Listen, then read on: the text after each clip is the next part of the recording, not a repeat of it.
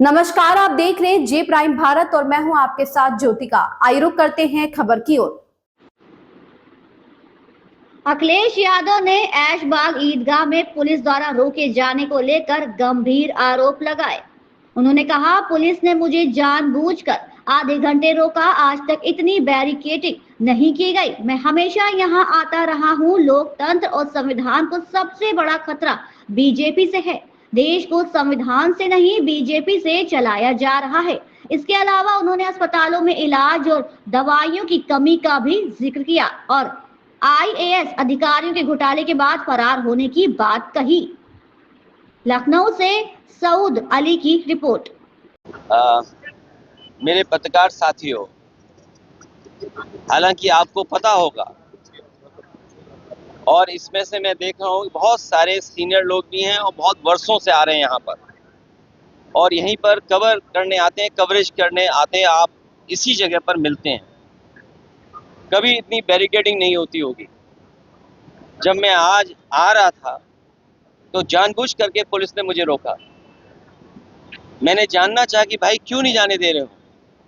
पूरी बैरिकेडिंग लगा करके मुझे आधे घंटे जब बात की तब जाने दिया, बड़ी मुश्किल से, और एक गाड़ी जाने दी।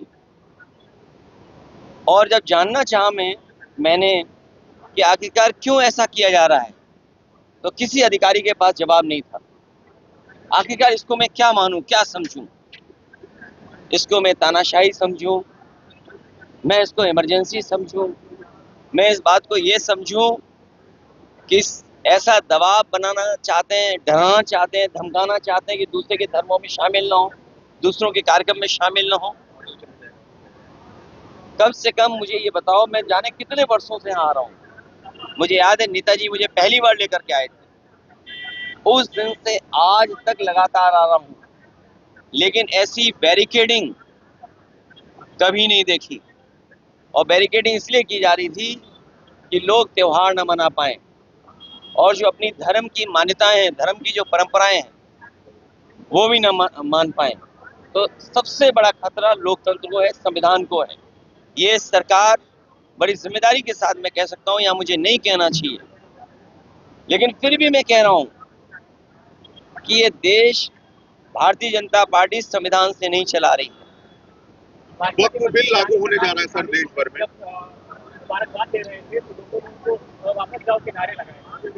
लेकिन मैं इसमें कुछ नहीं कह सकता हूँ। मैं यही कह सकता हूँ कि हमारा देश बहुत बड़ा देश है और यहाँ पर सदियों से हम मिलकर के रहते आए। हमारी मिली जुली संस्कृति यही है कि कब किसके एक दूसरे के खाने से हम मिल गए, एक दूसरे के कपड़े पहनावे से हम मिल गए। हमारी बोली भाषा, हमारा व्यवहार, बहुत सारी चीजें हमारी एक दूसरे से मिली हुई है, एक दूसरे से हमने सीखा है सदियों से। इसीलिए मिली जुली संस्कृति के साथ ये देश आगे बढ़े, तरक्की करे, यही सबकी कामना है और हम सब यही चाहते हैं। वक्फ बिल लागू होने जा रहा है और काली पट्टी बांधकर इसका विरोध लगातार किया जा रहा है इस बात को लेकर।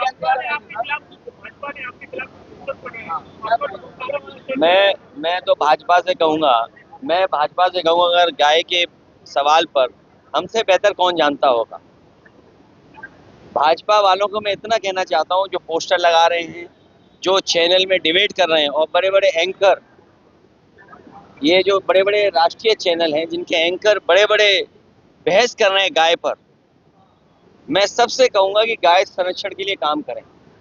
जितनी भी हमारी एंकर महिलाएं हैं, एंकर पुरुष हैं, और जो कंपनियां इन्वेस्ट कर रही हैं इन चैनलों में, मैं उन कंपनियों के मालिक से भी बड़े हाथ जोड़ के निवेदन करूंगा कि वो लोग भी गाय के संरक्षण पे, गाय को के संवर्धन पर, गाय के और हमारी कैसे पले बढ़े उसके लिए काम करें। और जो बात मैंने कही वो इसलिए कही थी मैंने, क्योंकि भारतीय जनता पार्टी के लोग न गिनती बताएंगे कि गाय और सांड कितनी है उनके यहाँ, न गिनती बताएंगे, न मरने वालों की गिनती बताएंगे, और बजट आखिर कहाँ खर्च हो रहा है ये भी नहीं बताएंगे। तो मैं अपने पत्रकार साथियों से कहूँगा, जितनी जिम्मेदारी से मुझे आप जानकारी दे रहे हैं, उतनी जिम्मेदारी से संख्या कहलवा दो उनसे, और उस संख्या में एक महीने में कितने लोगों की जान जा रही है गायों की, वो भी संख्या बता दें। और आखिरी में अपनी बात कहता हुआ, ये सब बहस इसलिए भारतीय जनता पार्टी छेड़ती है क्योंकि जो बुनियादी सवाल है, किसान की आय दोगुनी होना, नौजवान की नौकरी रोजगार का सवाल, इन्वेस्टमेंट आने का सवाल, महंगाई का सवाल, बिजली महंगी का सवाल, इलाज दवाई है ही नहीं अस्पतालों में, और सबसे बड़ी बात जो छिपाना चाहते हैं वो जो भ्रष्टाचार है, ease of doing corruption, ease of doing and taking commission, ease of doing घोटाला, और उनका ही सबसे प्रिय अधिकारी लापता है, भगोड़ा है, साबित हो गया है। और मैं आपसे कह रहा हूं इतने चैनलों के सामने, मुझे किसी ने जानकारी दी है कि वो आईएएस अधिकारी मुख्यमंत्री आवास में छिपा हुआ है। इस खबर में बस इतना ही। बने रहिए जे प्राइम भारत के साथ।